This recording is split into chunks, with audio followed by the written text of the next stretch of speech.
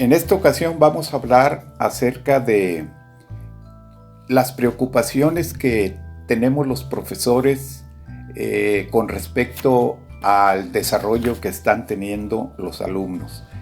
Esto varía según el nivel en el que estemos impartiendo clases. Por ejemplo, los maestros que atienden en el jardín de niños, pues la preocupación mayor es socializar, pero nosotros que estamos impartiendo clases en el nivel superior y de posgrado, como es la última parte de la formación del sujeto, debemos de estar muy atentos a observar cuáles son las carencias que tienen, para de esa manera, aunque no fue nuestro compromiso, inmediato,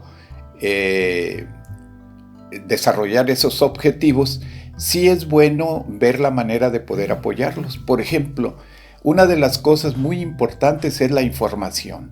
Nosotros como maestros universitarios debemos de revisar muy bien qué tanta información traen los muchachos y esta información de qué calidad es, porque la información debe de ser de primer nivel. Debemos de hacer saber a los muchachos que de rato se van a dedicar a la investigación y de preferencia los conocimientos que empleen en sus artículos o cuando tengan que debatir en algún lugar o desarrollar alguna clase que el maestro le pida, pues debe de utilizar información de los últimos 5 años o de preferencia de cuestiones que él mismo investigue. Ahora, el conocimiento que el alumno debe de tener debe de ser un conocimiento profundo, no debe de conocer las cosas simplemente en la superficialidad. Por ejemplo, actualmente hay muchas críticas que se le hacen al neoliberalismo, pero yo veo que muchas personas, y escucho, ¿verdad?, que muchas personas no tienen mucho conocimiento, por ejemplo, ni siquiera del concepto. Entonces, ese tipo de cosas hay que corregirlas en nuestros alumnos. Por ejemplo, cuando se trata del neoliberalismo, pues hay que ir a la raíz del término, ver quiénes han propuesto ese modelo, desde cuándo ese modelo se está trabajando, en fin, y de preferencia hacer paralelismo con la globalización. ¿Por qué? Porque el neoliberalismo se ha dado o se está dando dentro de un proceso de globalización. Y de esa manera, los dos términos tenemos que irlos de la mano llevando de manera unida para que lo podamos digerir adecuadamente. Ambos términos, por cierto, siguen estudiándose porque en realidad todavía no existe claridad total.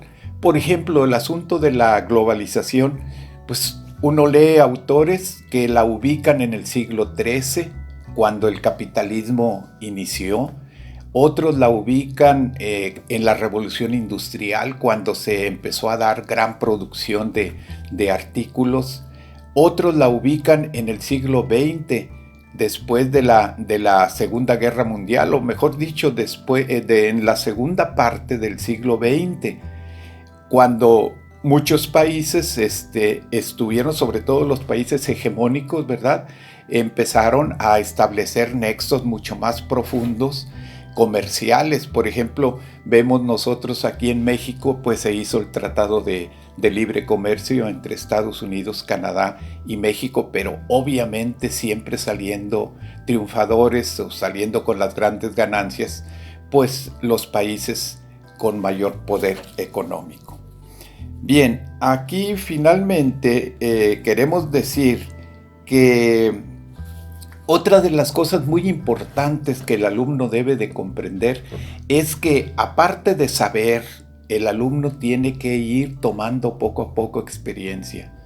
De acuerdo al concepto que yo tengo de la vida, yo veo la vida en 3 partes. Es decir, la primera parte es desde que uno empieza a aprender hasta por ahí de los 40 años aproximadamente, debe de dedicarse uno plenamente al estudio. Después viene un periodo en donde debes de dedicarte más a la experimentación. Esto se da más o menos entre los 35, 40 años a los 55, 60 años. Y después debes de dedicarte a crear.